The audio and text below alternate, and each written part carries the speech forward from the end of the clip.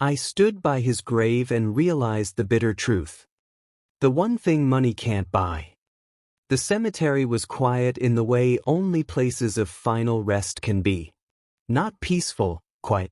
The kind of silence that presses against your chest and forces you to hear your own thoughts, whether you want to or not.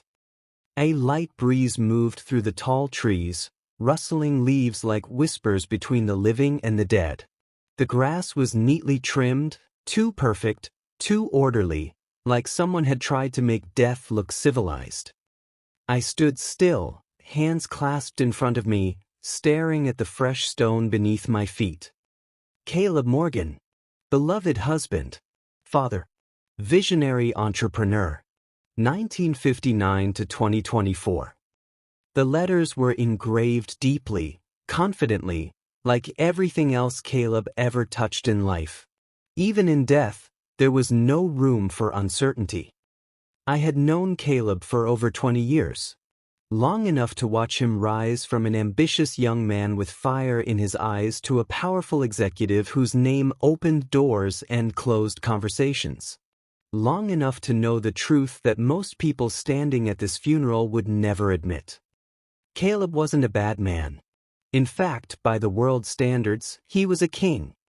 He had the corner office on the 42nd floor of a glass skyscraper that reflected the sky. He wore Italian suits tailored so perfectly they looked like they were grown onto him. His watches cost more than most people's cars.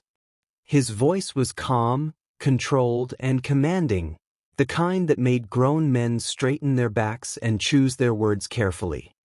But as I stood there, staring at that cold stone, a realization settled into my bones like winter.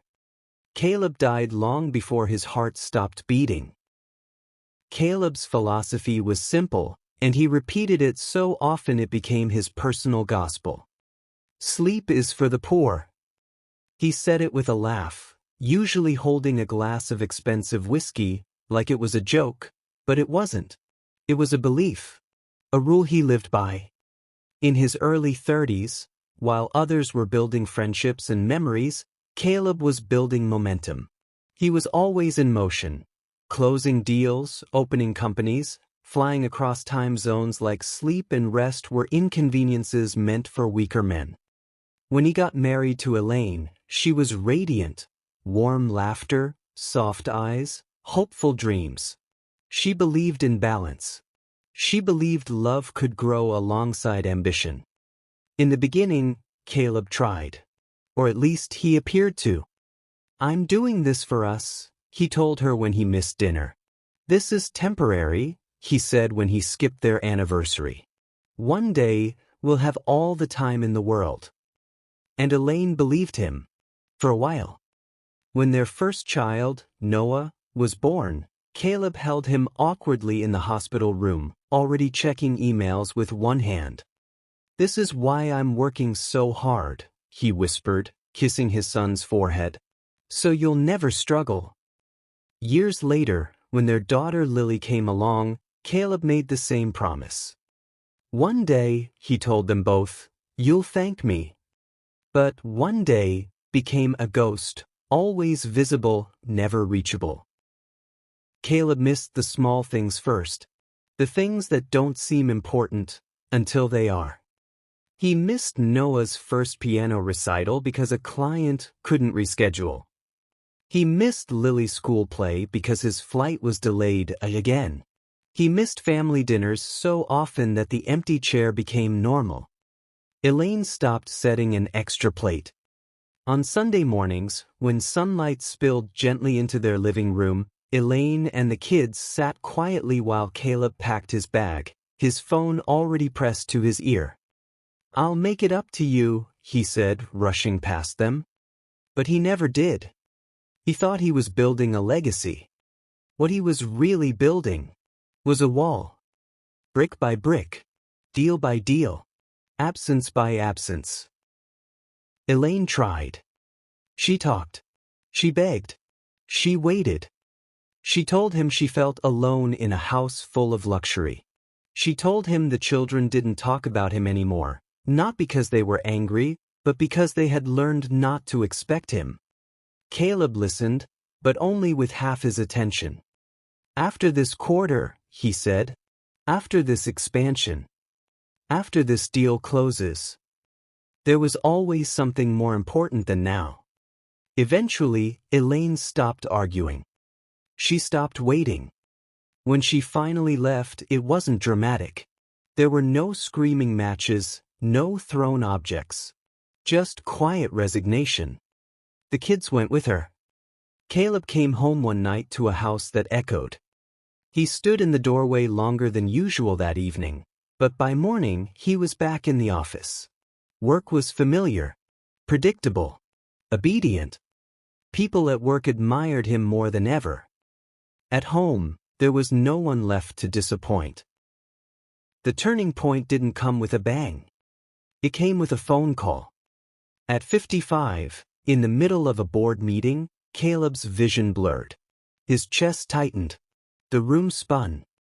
The next thing he knew, he was waking up in a hospital suite so luxurious it looked like a hotel. Soft lighting. Private nurses. The best care money could buy. But the room was silent. No Elaine. No children. Just flowers. Cards. Polite notes. Get well soon. Thinking of you. Wishing you a speedy recovery. I visited him that night. He looked smaller somehow. Fragile. The confidence that once filled rooms now barely filled the bed. His gold watch sat on the bedside table, polished and expensive, ticking steadily, measuring moments he could no longer buy back. He stared at it for a long time before speaking. I did everything right, he said quietly. Or at least, I thought I did. Then his voice broke. I spent my whole life making sure they'd never be poor, he whispered. But I made them emotionally bankrupt instead. He swallowed hard. I have $5 million in the bank, he continued, tears slipping freely now, and I'd give every cent, every single one, for someone to sit here and hold my hand because they love me, not because they're in my will. That was the first time I saw Caleb cry. After the heart attack, Caleb tried to change. He called his kids more. He sent messages. He apologized. But relationships are like plants. You can't neglect them for years and expect them to bloom overnight. Noah answered politely. Lily replied occasionally. Elaine remained distant but civil. Caleb retired early, moved into a quieter home, filled his days with silence he didn't know how to handle. The success he once worshipped now felt heavy. Useless. And then, quietly, his heart gave up. No dramatic headlines. No grand farewell. Just a funeral full of colleagues, and a family standing far apart. And that brings me back here. Standing by his grave. Watching people in expensive clothes talk about quarterly growth and market influence, while his children stare at the ground. I realized something that day, something sharp and undeniable. Money can buy comfort, but it cannot buy connection. It can buy time-saving tools, but not time itself. It can buy attention, but never love. Caleb won the race the world told him to run.